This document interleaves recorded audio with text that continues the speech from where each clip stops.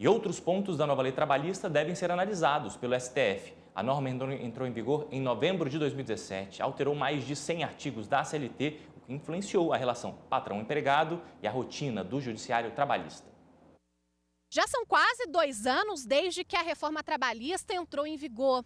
A lei foi aprovada com a promessa de melhorar as relações de trabalho, reaquecer o mercado e gerar novas vagas. Mas parte dessa legislação ainda será analisada pelo Supremo Tribunal Federal. Uma delas é a gratuidade da justiça trabalhista. Agora, um trabalhador, mesmo que comprove baixa renda, precisa pagar honorários de advogados e peritos que atuaram no processo, caso ele perca a causa. O impacto disto já foi mensurado. O volume de processos ajuizados em 2018 caiu 34% em relação ao ano anterior, segundo o Tribunal Superior do Trabalho. O empregado, na verdade, ele está acuado. Ele não vem mais na Justiça do Trabalho, porque ele pode ser que ele seja condenado a pagar mais do que ele tem direito a receber. O Supremo também acabou com a obrigação do empreendedor de descontar, uma vez por ano, o equivalente a um dia de trabalho e repassar ao sindicato. Hoje, o desconto ocorre apenas se o trabalhador autorizar.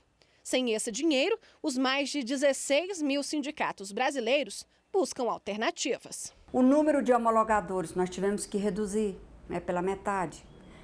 O que mais?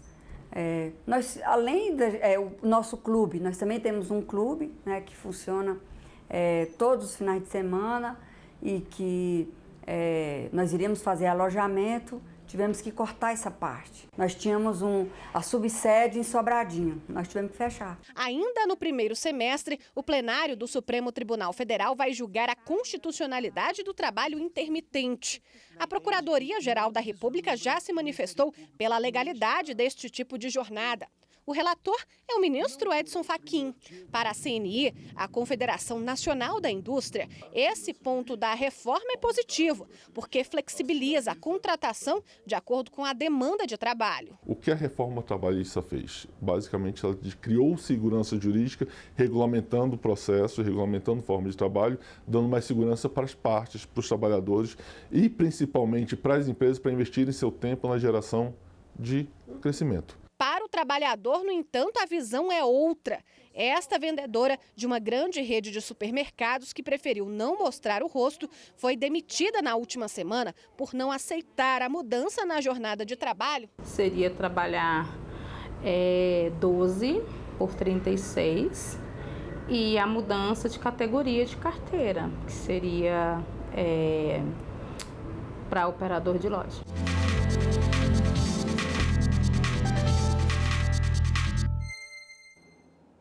E vamos continuar no assunto e conversar agora com Ana Paula Amorim, advogada trabalhista.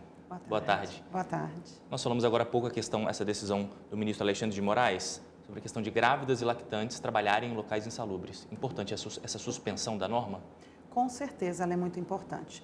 Uma vez que o risco que tanto a gestante como a criança é exposto, mesmo que você considere, mas é uma atividade de grau mínimo, mas há uma exposição e a gestação ela tem que ser garantida, não é, de forma saudável para aquele nascituro, porque afinal de contas isso acaba sendo proveito para a própria sociedade, né, que um ser humano saudável será gerado e na amamentação também tudo que passa para a criança. Alguns temas, temos 1 ano e meio de reforma trabalhista, alguns temas ainda vão ser analisados por algumas cortes, inclusive pelo Supremo Tribunal Federal, um deles é o trabalho intermitente. Como foi essa adaptação de 1 ano e meio dentro desse ponto?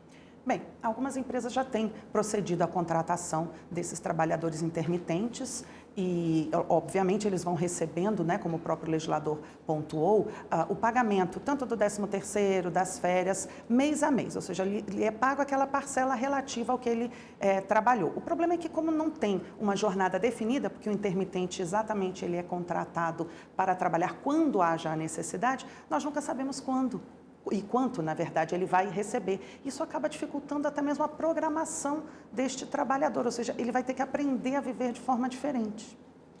Outro ponto que as pessoas ainda não entendem tão bem é fazer o cálculo de indenizações por danos morais. Como entender essa questão?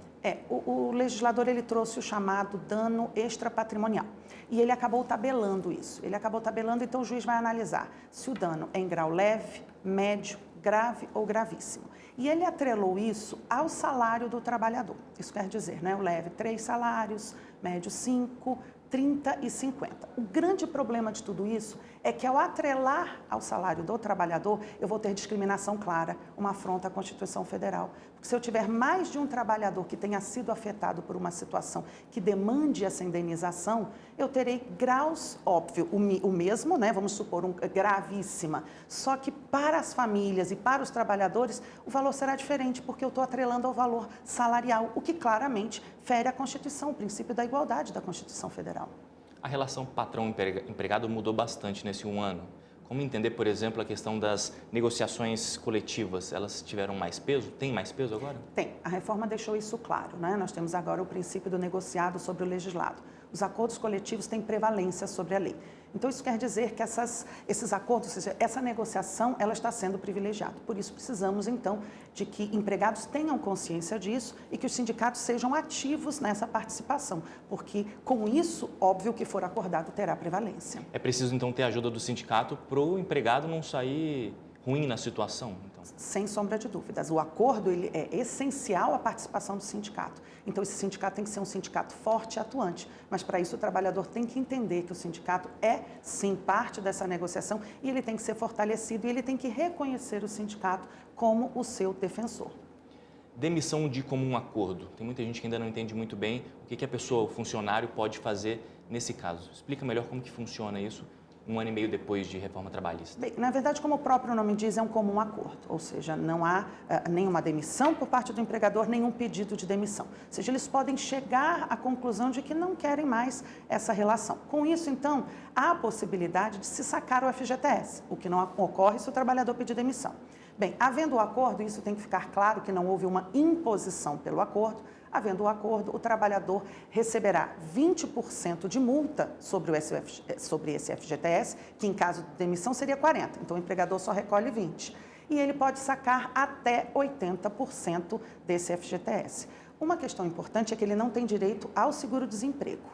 Uma outra questão, teve o fim da obrigação de pagar o imposto sindical. Como avaliar essa questão? Bom, apesar de muita gente entender que isso foi positivo, eu não vejo dessa forma, até porque isso enfraquece o sindicato. E como nós dissemos agora há pouco, o sindicato é essencial nessa negociação, nesse acordo que vai prevalecer sobre a lei. Portanto, é questão nevrálgica que o trabalhador entenda que a partir de hoje a filiação dele é muito importante. Doutora, obrigado pela sua participação aqui no feriado. Obrigada.